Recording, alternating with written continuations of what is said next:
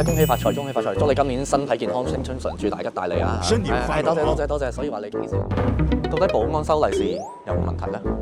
嗱，頭先個狀況大家見過啦。如果你一個保安，然之後收利是，咁就好容易中咗防止賄賂條例㗎啦。喂，金額好細咋，得個幾廿蚊，你自己睇下啦。嗱，法律就唔可以咁講啦。防止賄賂條例係冇講過咩金額先為之利益，所以理論上所有禮物啊、利是啊、賞錢啊，就算1毫子啊，都可以被界定為利益。而你又會服務俾利是你嗰個人，好容易俾啲有心人當係把柄㗎嘛。同時亦都唔好以為你收咗工冇着制服收呢封利是就 OK 喎。你同業主嘅相識係因為公務或者你本身係一個公務員，咁呢個身份係唔會因為你份制服而有任何分別㗎。妖，你新年流流都講呢啲，咪倒米啊！嗱，你唔好咁嬲住啦。一般呢啲嘢咧都有內部指引去講清楚嘅。有啲地方可能業主立案法團或者管理公司同意就 OK 㗎啦。新年流流你都唔使中招㗎 ，check 清楚啲嘅。